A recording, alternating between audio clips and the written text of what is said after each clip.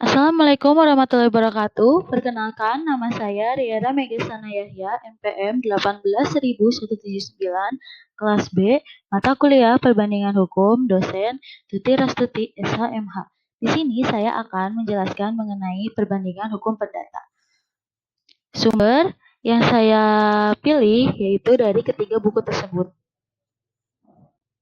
Dimulai dari identitas buku yang pertama, judul, Perbandingan Hukum Perdata. Penulis, Prof. R. Subekti, SH. Tahun cetakan kelima tahun 1985. Penerbit, PT Partnya Paramita. Lokasi penerbit, Jakarta.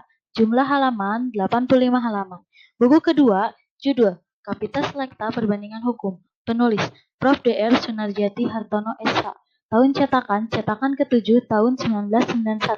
Penerbit, PT Citra Aditya Bakti. Lokasi penerbit, Bandung. Jumlah halaman 141 halaman. Buku ketiga, judul Perbandingan Hukum Perdata Komparatif Civil Law. Penulis, Prof. Dr. Haji Salim HS, SH.MH, Elis Septiani Nurbani, SH, LLM. Tahun cetakan kedua tahun 2015. Penerbit, PT Grafindo Persada. Lokasi penerbit, Depok. Jumlah halaman 345 halaman. Dilanjut dari pengertian perbandingan hukum perdata. Di sini ada sumber dari 3 buku. Yang pertama, buku dari Prof. R. Subekti. Perbandingan hukum adalah untuk mengetahui sebab-sebab adanya perbedaan tersebut. Juga melihat adanya persamaan-persamaan mengenai berbagai hal dalam sistem hukum mana saja. Karena rasa hukum dan keadilan mengenai hal-hal itu di mana-mana adalah sama. Buku kedua dari Prof. Dr. Sunarjati, perbandingan hukum adalah suatu metode penyelidikan yang dilakukan suatu cabang ilmu hukum dengan membanding-bandingkan itu, maka kita dapat menemukan unsur-unsur persamaan, tetapi juga unsur perbedaan dari kedua sistem hukum itu. Buku ketiga dari Prof. Dr. H. Salim. Perbandingan hukum perdata atau hukum perdata komparatif merupakan sesuatu yang dibandingkan, melihat perbedaan dan persamaan dari ketentuan-ketentuan hukum perdata yang berlaku di dalam suatu negara atau sistem hukum perdata antara negara yang satu dengan negara yang lainnya. Lanjut kepada kegunaan dan manfaat mempelajari perbandingan hukum perdata. Dari buku 1, yaitu dari Prof. R. Subekti, adalah mengetahui latar belakang dari peraturan-peraturan hukum dan mengetahui sebab-sebab adanya perbedaan dan persamaan sistem hukum di berbagai negara. Buku kedua dari Prof. Dr. Sunarjati adalah membantu pembentukan hukum nasional dalam arti seluas-luasnya, serta dapat memenuhi kebutuhan-kebutuhan secara ilmiah dan praktis.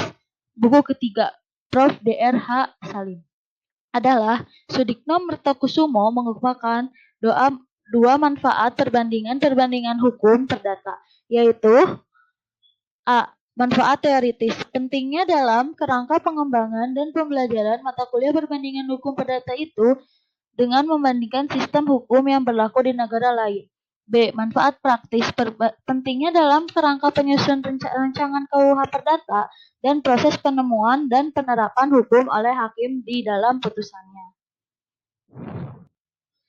Lanjut kepada kedudukan perbandingan hukum perdata sebagai ilmu atau metode.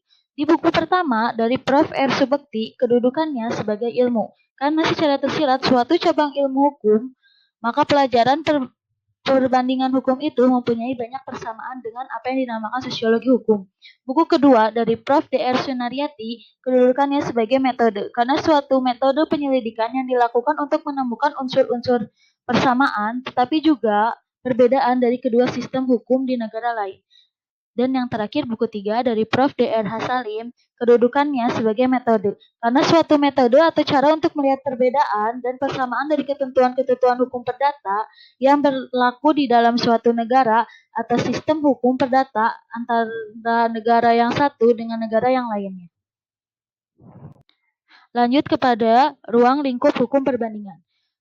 Pada buku pertama, Prof. R. Subekti menyatakan tentang orang dan badan hukum, perkawinan, status anak, hukum waris, tentang barang, soal pemindahan hak milik, dan hukum perjanjian atau perikatan. Dari buku 2, yaitu dari Prof. Dr. Sunarjati. Yang pertama, A. Sistem hukum adat, B. Sistematika hukum Islam, C. Sistematika negara lain. Dan yang terakhir dari buku 3, yaitu dari Prof. Dr. Haji Salim, yaitu ruang lingkup kajian perbandingan hukum perdata dibagi menjadi dua, yaitu A. Kajian terhadap perbandingan hukum perdata yang berlaku dalam suatu negara, B. Kajian terhadap perbandingan hukum perdata yang berlaku antara negara yang satu dengan negara yang lainnya. Baik, terima kasih telah menonton video ini. Mohon maaf jika masih ada kekurangan penjelasan atau materi. Mohon dimaafkan. Cukup sekian. Terima kasih.